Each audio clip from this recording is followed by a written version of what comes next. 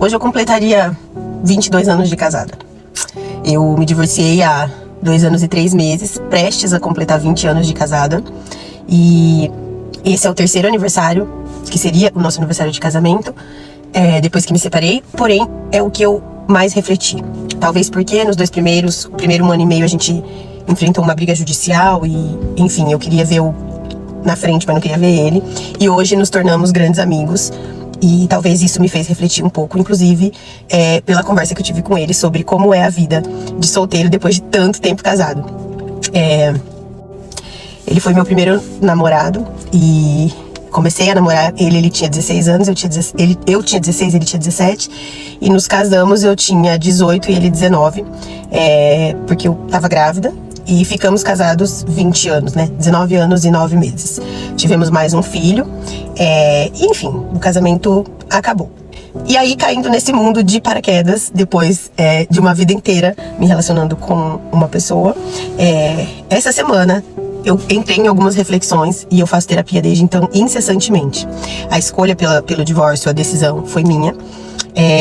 E essa semana, até conversando com ele sobre algumas coisas, eu fiquei pensando como o divórcio é muito mais difícil para a mulher do que para o homem.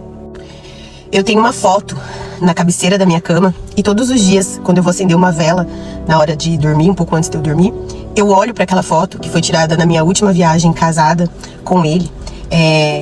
A foto, obviamente, estou sozinha, mas foi numa viagem com ele. Eu olho para aquela foto e eu sinto como se fosse outra vida, como se eu tivesse vivido outra vida. E aí eu comentei com ele essa semana sobre essa sensação. E a gente começou a conversar sobre esse assunto. E ele me disse assim, que a vida dele continua a mesma. A diferença é que ele não tem uma mulher. Ele continua responsável pelas finanças da vida dele, por todas as coisas que ele já era responsável. E aí eu falei pra ele, pois é, eu não sou mais aquela pessoa. A minha vida virou de cabeça para baixo. Teoricamente, eu precisei virar outra pessoa.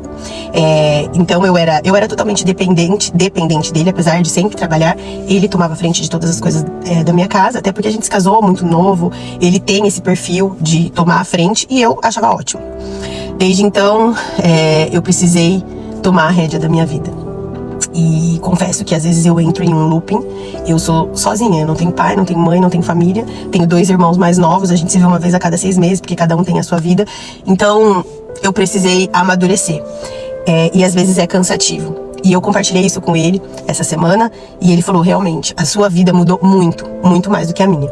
Eu acho que a gente como mulher, eu não sei se alguém compartilha disso comigo, depois do divórcio a gente precisa recomeçar em todas as áreas, né? A gente recomeça emocionalmente, a gente recomeça desde cuidar do nosso carro, que era coisa que eu não fazia, coisas da casa, finanças, tudo.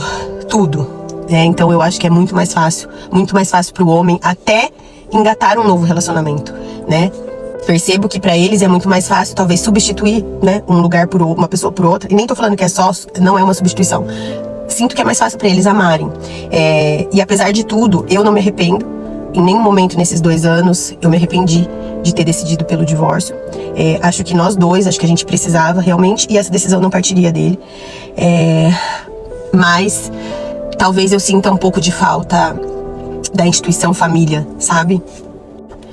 Não sinto falta de tê-lo como marido, mas sinto falta de ter uma família. Apesar de gostar muito mais da versão que eu me tornei depois do divórcio.